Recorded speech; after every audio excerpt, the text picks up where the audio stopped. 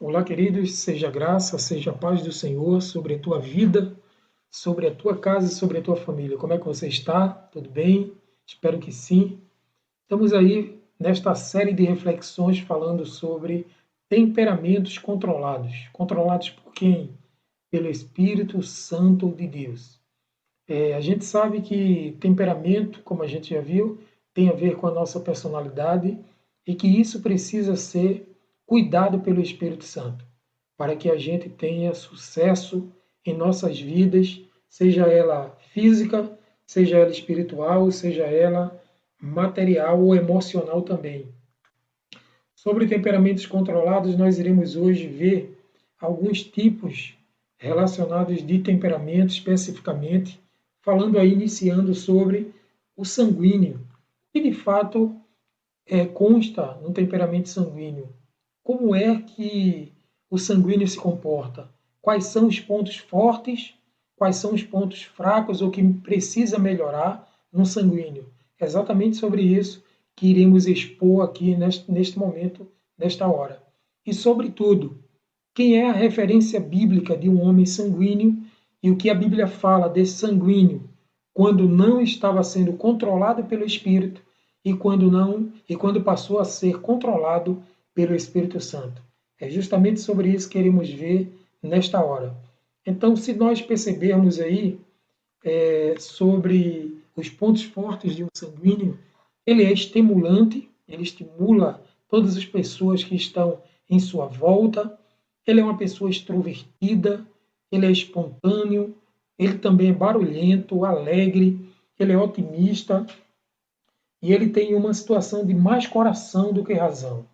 Ele relaciona-se bem com as pessoas, ele tem uma forma agradável de lidar com todas as pessoas, ele agrupa uma quantidade de pessoas em sua volta muito grande, ele é uma pessoa que faz com que as outras pessoas se sintam alegres em sua companhia. Tudo isso faz parte dos pontos fortes que está ligado, intrínseco dentro de um coração de uma pessoa sanguínea. Vamos então aos pontos que precisam ser melhorados. Tem pelo menos alguns que eu citei como sendo essenciais. Por exemplo, o sanguíneo ele é egoísta, ele gosta de trazer as coisas para si, ele se coloca em primazia em todas as coisas que faz. Ele é uma pessoa também que age sem pensar. Ele geralmente fala muito, né? Ele é indisciplinado, ele é pouco prático, ele não tem, na verdade, disponibilidade para dar às outras pessoas com compromisso. Ele é muito alegre, né? Muito alegre. Alegria, na verdade, não é a gente pode dizer que não é um fracasso, mas é que ele está sempre alegre e ele é possível que em um momento fúnebre ele esteja sorrindo, mas seu coração estando ali triste. Então, uma pessoa sanguínea é uma pessoa muito engraçada. Geralmente os atores, né, é vinculado que um ator, ele geralmente são sanguíneos, são pessoas que têm essa versatilidade de ter vários humores ou estar em vários momentos da vida vivendo em situações divergentes e estar ali sempre com um sorriso na boca, que não é ruim, é bom, porém, em seu momento de a sós, em seu momento de clausura, em seu momento dentro do seu quarto, ele é totalmente triste e às vezes se sente envergonhado de demonstrar essa tristeza diante das pessoas. E aí existe algo mais que a gente gostaria de colocar, e aí o personagem é o apóstolo Pedro, né? O apóstolo Pedro, vamos ver, antes do temperamento controlado, como era o apóstolo Pedro. Tem algumas características, algumas chaves aí que a gente pode colocar a respeito do apóstolo Pedro. Por exemplo, começa e não termina os planos, é instável emocionalmente, se arrepende várias vezes pela mesma coisa, vontade fraca o faz ceder à tentação, não é leal, não cumpre horários, é descompromissado, volúvel, é explosivo diante das iras. Então, todas essas características estavam incutidas justamente no apóstolo Pedro, que é um exemplo de um sanguíneo. A gente conhece várias histórias do apóstolo Pedro, que ele, diante das situações adversas, ele se colocou ali, se prontificou de uma forma explosiva.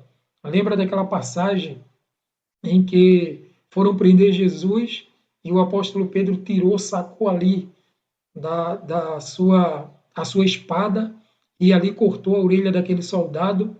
E Jesus disse: o reino de Deus não é assim, Pedro. Pegou a orelha do soldado e colocou no lugar e ele ficou sem saber o que fazer. Então, o sanguíneo é assim: ele é falante, ele é volúvel, ele não sabe o que é que quer de fato. Ele ora está sorrindo, ora está chorando, ora está ali abraçando, ora ele está empurrando, afastando. E o sanguíneo precisa, de fato, entregar as suas ações e os seus temperamentos diante do Espírito Santo para que sejam controlados. Então vamos ver alguns versículos bíblicos que a gente separou aqui, justamente para mostrar o Pedro antes e o Pedro depois desse controle do seu temperamento. Mateus 26, 31 a 34, diz assim: esta noite todos irão abandonar-me, porque as Escrituras dizem: ferirei o pastor e espalhar-se-ão as ovelhas. Mas depois de eu ressuscitar, irei para Galiléia e lá me encontrarei convosco. Verso 33, veja aí o que Pedro disse. Pedro disse-lhe: façam os outros o que fizerem, nunca te abandonarei. Mas Jesus retorquiu-lhe: a verdade é que esta noite, antes que o galo cante pela madrugada, negar-me-ás 3 vezes. Então, se você observar, Pedro é um cidadão, é uma pessoa que tem essa forma de ser explosivo, é alguém que está ali querendo fazer, querendo que aconteça as coisas, mas que ele não pensa, que ele não reflete sobre as coisas que podem acontecer a respeito dele e do que está em sua volta. Mas este é o Pedro que ainda não tinha o seu temperamento controlado pelo Espírito Santo. Lembra de outra passagem bíblica em que Jesus veio andando sobre as águas e Pedro e os outros discípulos estavam no barco.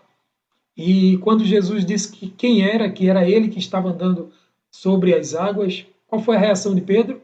Se realmente és tu, Senhor, então me deixa aí também, porque eu quero andar sobre as águas.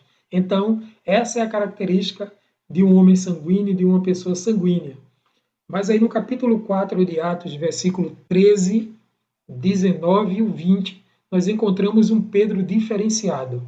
Um Pedro que aí já tinha uma experiência com a presença do Senhor, com a presença do Espírito Santo dentro dele, como sendo ele templo e morada do Espírito Santo. E veja aí a reação de Pedro, capítulo 4 de Atos, versos 13, 19 e o 20.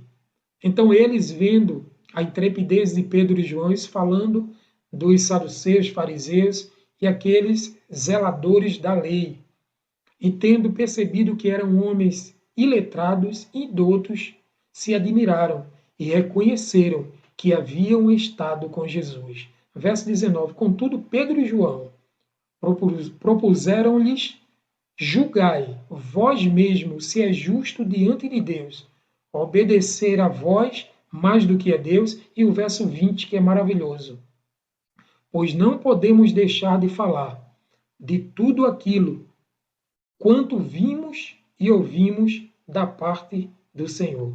Então, irmãos, isso é importante nós frisarmos, que o Senhor sempre tem, sempre está cuidando dos nossos corações. Pedro, antes do seu encontro, da sua entrega ao Espírito Santo, ao Senhor, e o Pedro depois dessa entrega, o Pedro depois desse reconhecimento de ter o Senhor dentro do seu coração.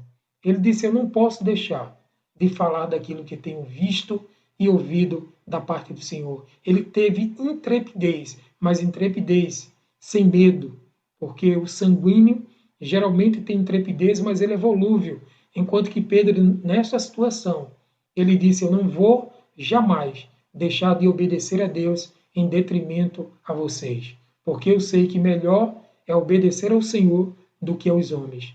Então fica aqui para vocês esse entendimento desse primeiro tipo de temperamento, temperamento sanguíneo. Temperamento sanguíneo é aquela pessoa que tem sobre ele verdadeiramente a espontaneidade, a voluntariedade, mas também é descompromissado, mas também é volúvel, mas quando controlado pelo Espírito Santo de Deus, ele fica dentro da vontade de Deus e ele fala aquilo que Deus quer que ele fale sempre ao seu coração.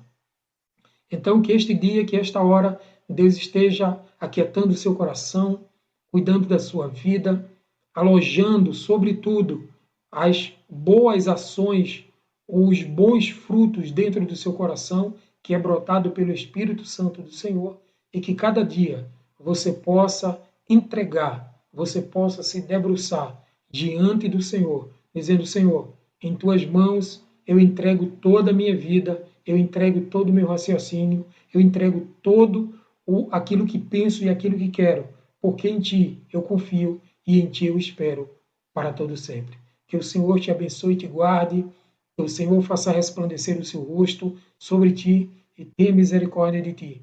Que o Senhor sobre ti levante o seu rosto e te dê a paz.